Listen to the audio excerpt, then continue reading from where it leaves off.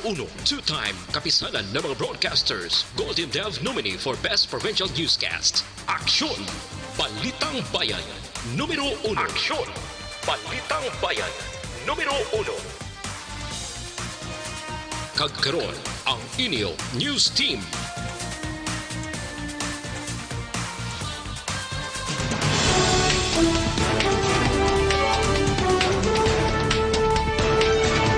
Sa ato nga panguna nga mga Pangulong dinalan sa mga balita lokal, 32 anyos nga lalaki nga residente sa barangay Bata nagpositibo sa COVID-19 at 30 ka mabalay gin-lockdown. Wala paglakip sa picture ni Councilor Gamboa sa gin-imprenta nga health advisory angot sa COVID-19, hindi big deal para sa konsihal. Sa balita nasyonal, DOH may paandam sa publiko angot sa mga face mask nga ginabaligya online. Philippine Red Cross nagapanawagan sa publiko nga magdonar sang dugo. Maayong aga Bacolod, may aga Bilogabahin sang Western Visayas. Karon nga adlaw Huwebes, Hunyo 11, 2020. Ang inyong news team, Aksyon Eden Aboso. kag Aksyon Boy Duran. Ang mga balita lokal, pagkatapos lamang sa ni.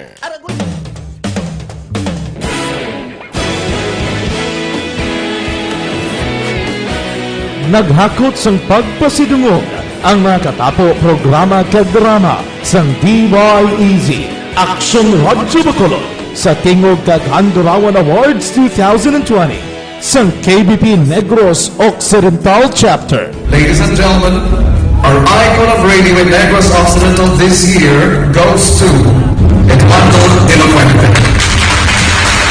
Pagdayon Aksyon Radyo, Bacolod Saludo.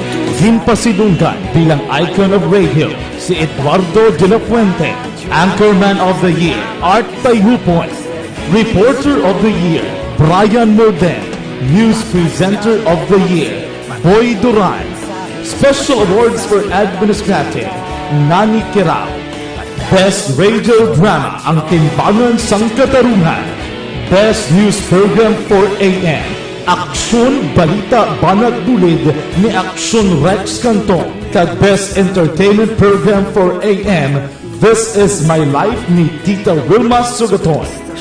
Madamo gid ni salamat mga ka-aksyon sa inyo palagi na pagpamati. Una sa balita, una sa aksyon. Una sa balita, una sa aksyon. Una sa balita, una sa aksyon. Una sa balita, una sa aksyon. Una sa balita, una sa aksyon. Una sa balita, una sa aksyon. Una sa balita, una sa aksyon. Una sa balita, una sa aksyon. Una sa balita, una sa aksyon. Una sa balita, una sa aksyon. Sa Bacolod. Aksyon Radio.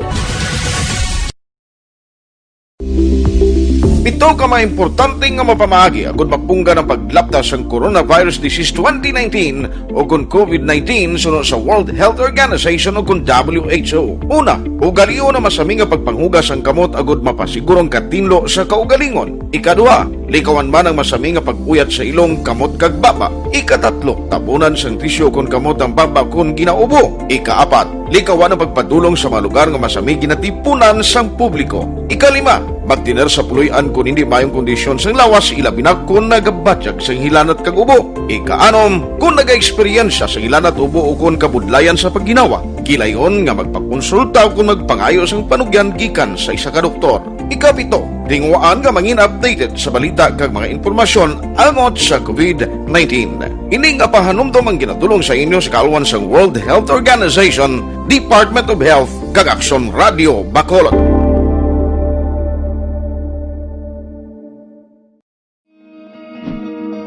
Para labanan ang banta ng COVID-19 sa ating bansa, mahalaga ang kooperasyon ng bawat isa. Ang pananatili sa loob ng bahay ay isa sa pinakasimple pero pinaka-epektibong paraan para hindi kumalat ang virus. Aksyon!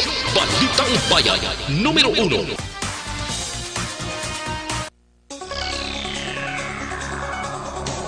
Aksyon Radio Philippines Standard Time, 8 minutos na nagaligad sa tak ng alas 6. Detalye na sa mga balita lokal.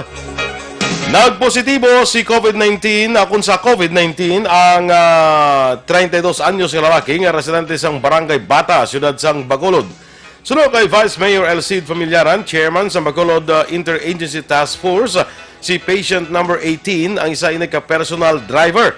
Nga ginpaidalom sa swab test ang Hunyo 5 Matapos nga nagbatcheck sa sintomas kag subong akong kahapon nga adlaw, nagwa nga positibo ini sa COVID-19 infection. Suno sa BC Alcalde, ang swab ni patient 18 ang gindala sa Teresita Halandone Provincial Hospital sa siyudad sa Silay. Suno kay familyaran, base sa protocols ng DOH, kung ang persona ang nagabatcheck sa sintomas, automatic ini nga kabigon nga patient under investigation. Gina-validate sa karon sa otoridad ang travel history sa sining nagpositibo nga COVID patient number 18. This patient number 18 from Bata, 22 years old and driver. But tinag-trace kung kahapon sa health office ang iyang travel history lang. Pero pa ni siya ng personal driver. Si Councilor Elcid Familiar. Ako si Vice Mayor Elcid Familiaran. Ginpaidalom naman sa lockdown ang 30 ka mga balay sa Purok Pine Tree, Barangay Bata, Syudad sang Bacolod. Ini matapos nga nagpositibo sa COVID-19 ang 32 anyos nga personal driver nga nagarenta sa among nga lugar upod ang isa pa ka persona. Sunod kay punong Barangay Lito Abaring, apektado sa lockdown ang 45 ka mga pamilya o kung mga balay nga 30-meter radius humalin sa balay nga nagpositibo. Sunod kay Abaring, nagpangabay na inis ang pulis nga maga-monitor sa area lakip na ang Barangay Tanod nga magabantay sa lugar kasunod nga may resistance sa iban nga pumuluyo nga luyag magwa kag magbakal sang pagkaon. Ang Barangay Bata Council ang naghatag naman sa food packs kag tubig sa mga apektado nga pamilya. Sunod kay Abaring, ang pasyente ang ipaidalom sa home quarantine.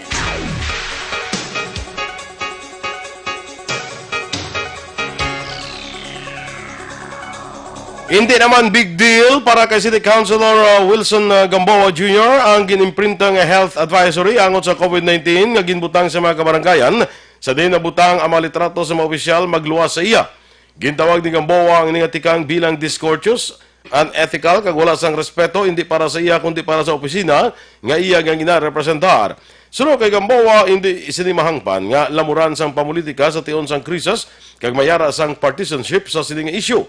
Duha pa ni Gamboa, umpisa nga nagsugod ang outbreak sa COVID-19 sa 2 Marso, nagasuporta ini sa gobyerno kay sa mga resolusyon o ordinansa nga ginaduso sa konseho kag hindi nangin kritikal. Sunod sa konsehal, hamot man ini sa nakita ang tarpaulin kag feeling sorry sa mga persona sa likod sini. Yes, no big deal, but discourteous lang and disrespectful, not for myself, but for the institution or the office which I hold as an elected, duly elected public official of the city government. Si Councilor June Gamboa. Padayon naman nga ginalista sa Bacolod City Tourism Office ang mga locally stranded individuals nga luyag magbiyahe padulong sa Metro Manila.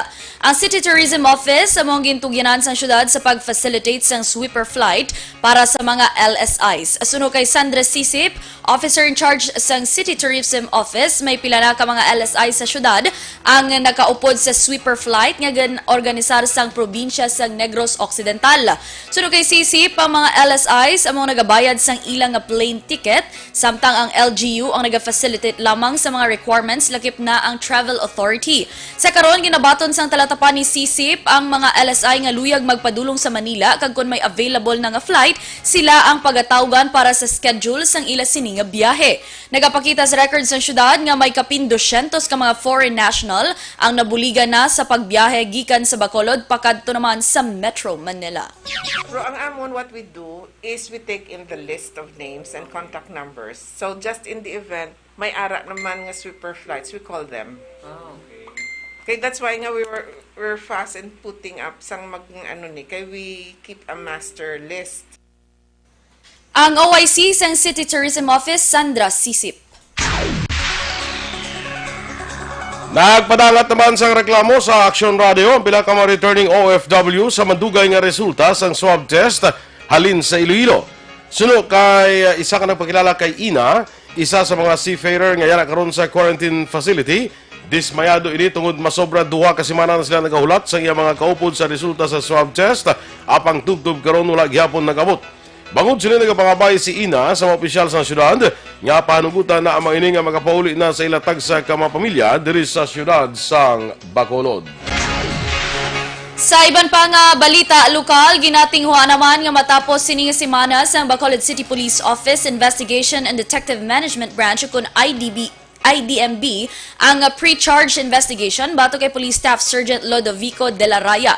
Si De La Raya ang jailer on duty sa Police Station No. 2 sang nakapalagyong preso nga si James Bresuela nga sang ulihin nagsungka man sa kapulisan. Sunod kay Police Major Gary Alan Resuma, chief sang IDMB, pagkatapos ang ilang pre-charge investigation, ipasa gilayon ang resulta kay PRO6 Director Brigadier General Rene Pamuspusan. Dugang pa ni Resuma nga si Pamuspusan among magadesisyon kung ano ang penalidad bato kay De La Raya kag iban nga malakip sa kaso administratibo. Una diri ginpasaka ang kaso nga paglapas sa Article 224 sa Revised Penal Code kon evasion through negligence bato kay De La Raya kag gilayon man niya nga ginpiyansahan sang 18,500 pesos. Naglambot naman sa 20,000 pesos nga balor sa ginasuspetsuhan Shabu ang nakuha sa duwa ka persona matapos ang bypass operation sa Police Station 3 sa Purok Lawayan, Barangay Banago, Siyudad ng Bacolod, mga 5:25 ang takna sang hapon kahapon. Ginkilala ang subject sa operasyon kay Ike Pabilio, 41 anyos, kag residente sa among lugar. Arestado man si Rolando Padilla, 35 anyos, kag residente sa Barangay Takuling. Nakuha kay Pabilio ang 8 kagagmay nga heat-sealed transparent plastic sachet. Tanan ginasuspetsuhan Shabu samtang isa ka big heat-sealed transparent plastic sachet naman ang nakuha kay Padilla kay iban pa nga drug paraphernalias. Preso karon sa custodial facilities ang Police Station 3 sanday Pabilio kag Padilla. Kag nagapangatubas ang kaso kapag lapas sa laing nga nagadumili sa paghupot kapag baligya sa illegal nga droga. Kaso naman nga paghupot kag pagbaliya sang illegal drugs ang ginapangatubang sang 36 anyos nga dalaga matapos nadagpan sa bypass operations sa Victoria's PNP gabi sang Hunyo 9. Ang suspetsadong ginkilala kay Mayan Aguilar na residente sang Sitio Pulo, Barangay 19 sa among syudad. Sunod kay Police Lieutenant Colonel Eduardo Corpus, hepe sang Victoria's City PNP, si Aguilar ang ginakabing nga street level individual. Nakuha kay Aguilar ang 5 ka sachet sa ginasuspetsuhan Shabu, balor 5,000 pesos.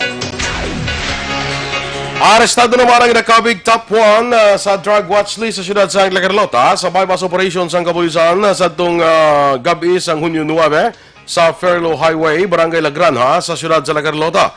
Ang nadakpan gigilala kay John Esmedia, 31 anyos, pumuluyo sa asyenda sa Salamanca sa Muman nga siyudad. Sunod kay Police Lieutenant Colonel Junel Guadalupe, ang hepe sa La Carlota PNP, si Esmedia ang ginakabing nga high-value individual kag madugay na nga ginamonitor.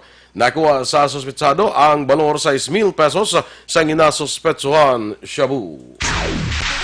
Sa katapusan nga balita lokal, ginpasalamatan naman ni San Carlos PNP Commander Police Major Mark Junco si San Carlos City Mayor Rene Gostilo matapos nag-donate sa ilas ang matagas nga kalibre sang armas luthang Miyerkules sang aga Hunyo 10. Ang turnover ceremony, personal nga gintambungan ni Negros Occidental Police Provincial Officer in Charge, Director Colonel Romy Palge, kaupod ang iban pa nga matagas nga opisyal sa syudad. Ang San Carlos PNP nagbaton sang 4 ka M4 rifle, 3 ka 9mm pistol kag iban pa nga kagamitan para sa kapulisan. Nagapati si Junco nga dako ang mabulig sini para sa police operations sang syudad. Aksyon Radio Philippines Standard Time, las 6:17.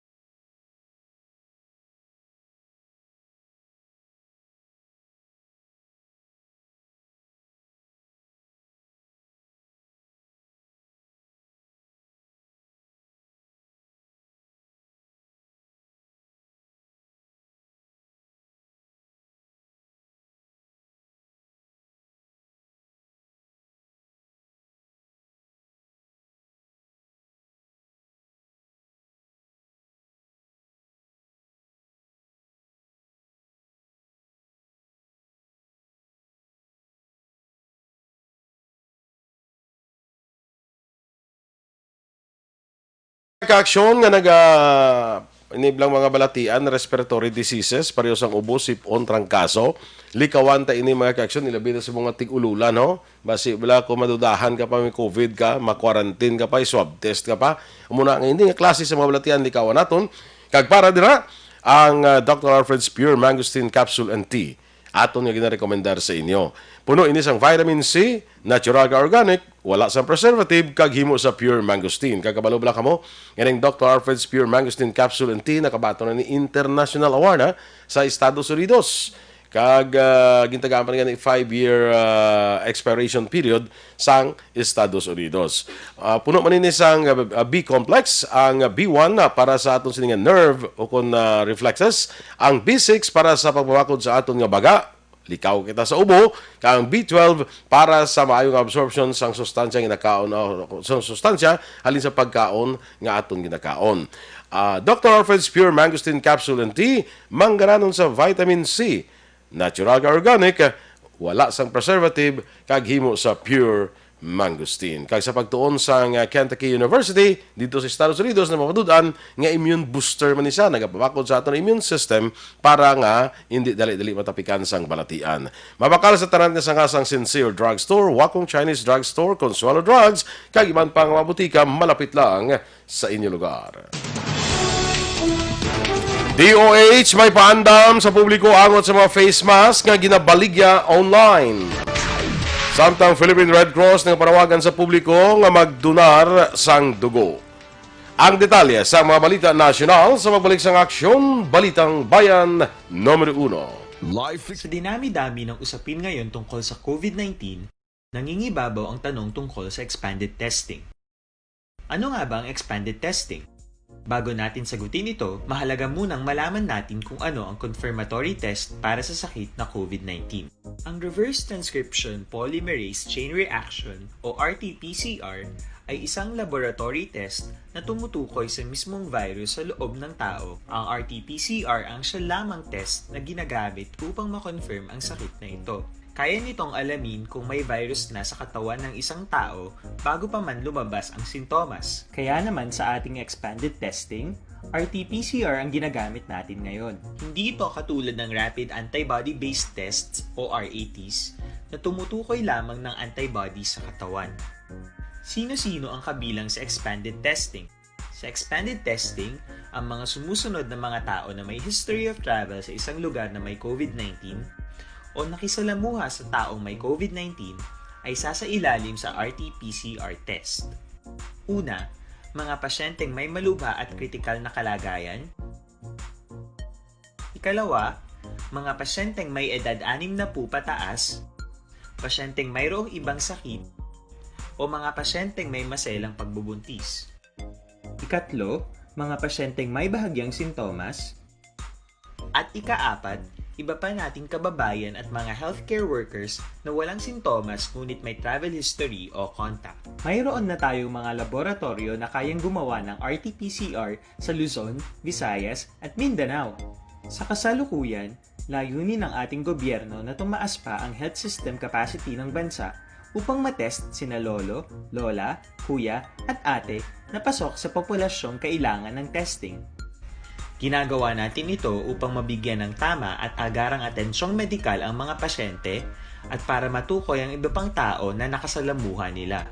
Mahalaga ang pagpapatest sa paglaban sa pandemya, pero mas mahalaga kung mapapanatili ang kalusugan ng ating katawan. Mas mainam kung lalabanan natin to ng sama-sama. Ika nga, prevention is better than cure. Mag-exercise, kumain ng tama, practice cough etiquette, sundin ang 1 meter rule sa physical distancing, maghugas ng kamay, at higit sa lahat, kung maaari ay magstay at home. Samahan kami sa susunod na video para malaman ang kaibahan ng RT-PCR sa RATs.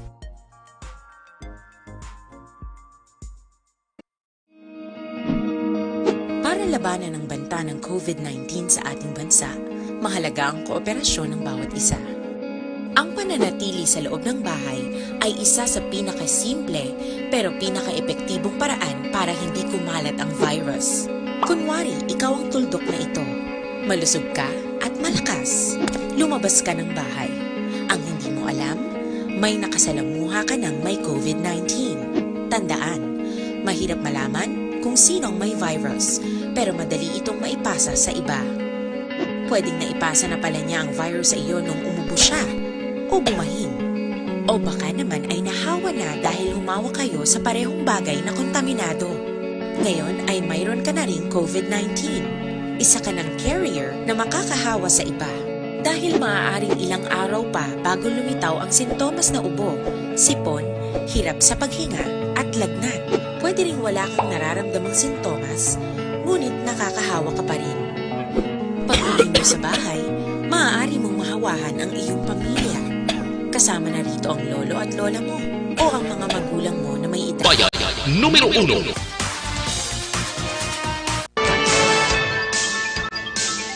Aksyon Radio Philippines Standard Time, las 6:25. Detalye na sang mga balita nasyonal. Nagpahandam ang Department of Health sa publiko batok sa substandard nga face mask nga ginabaligya online.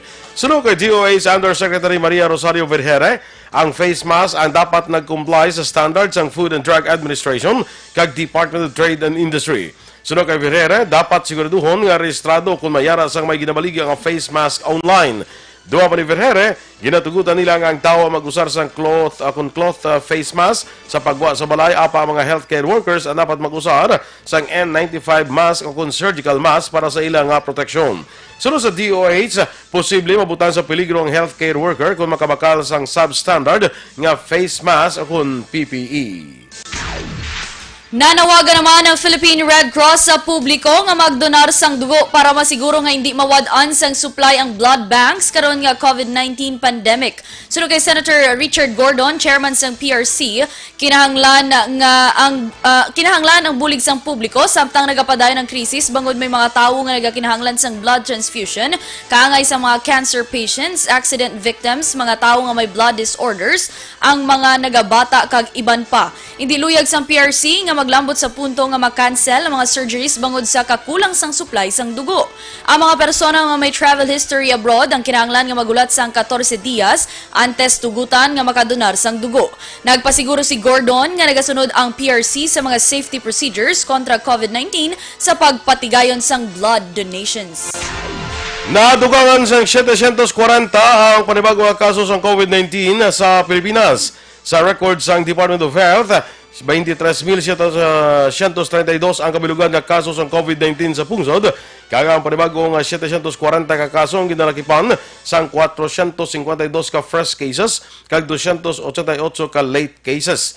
Ginanunsyo man sa DOH nga 159 ang recoveries kag ang total recoveries ang 4,895. Nadugangan naman sa napulo ang napatay kag karon 1,027 na ang death toll.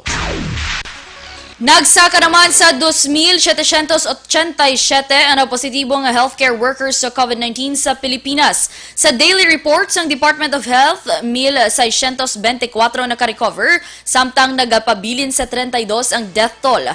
Ang 1,131 ka medical workers naman ang nagapaidalom sa pagbulong. Sa mga record, 986 ang mild cases, 144 ang symptomatic, kag isa ang yara sa severe condition. Naglambot na sa 28,478 ka overseas Filipino workers ang ginassist ng gobyerno sa dalawang sang hatid probinsya para sa OFW nga programa.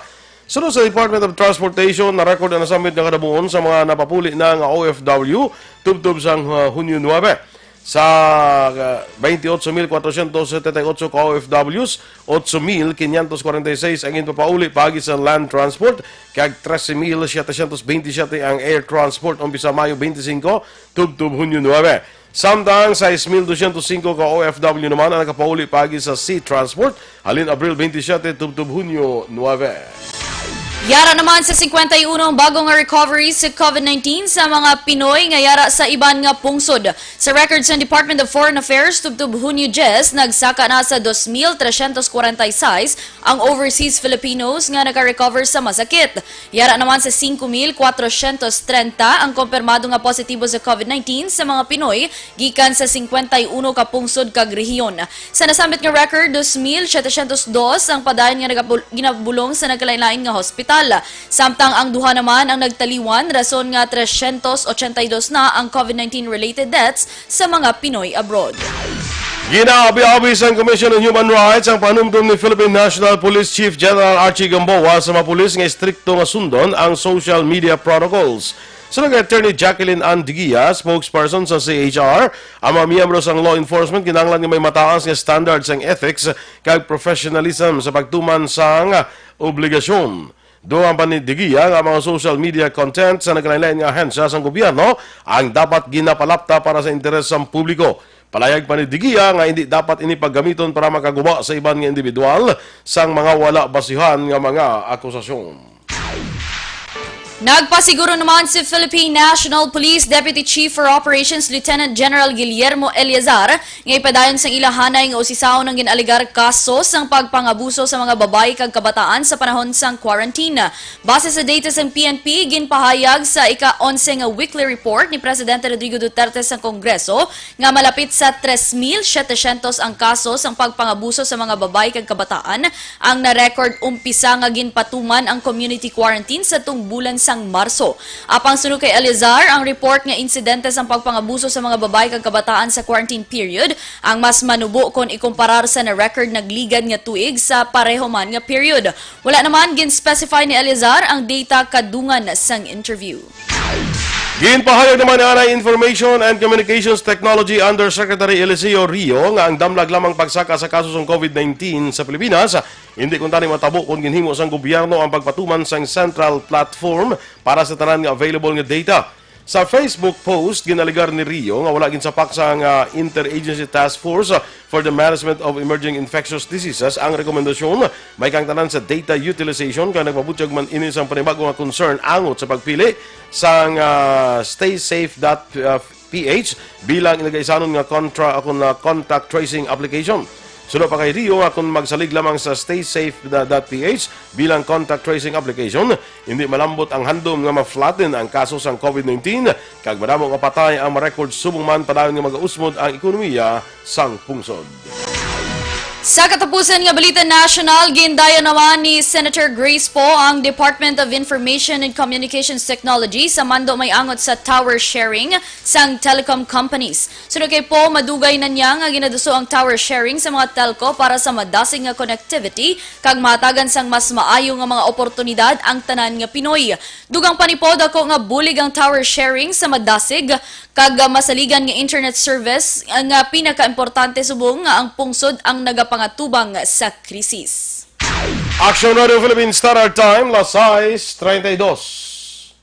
Mga ka-aksyon, nakaibalo ka pa ba lang sa sini?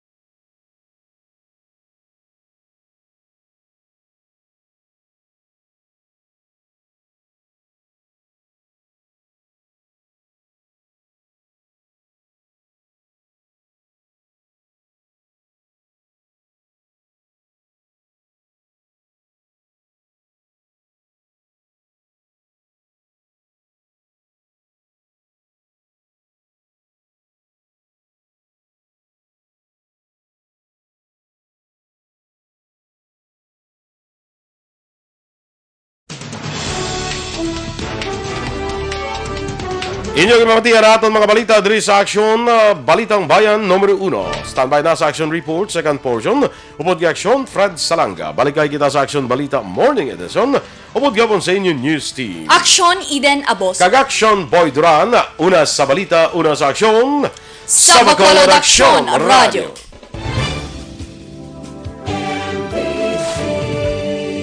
Manila Broadcasting Company. Sa balita.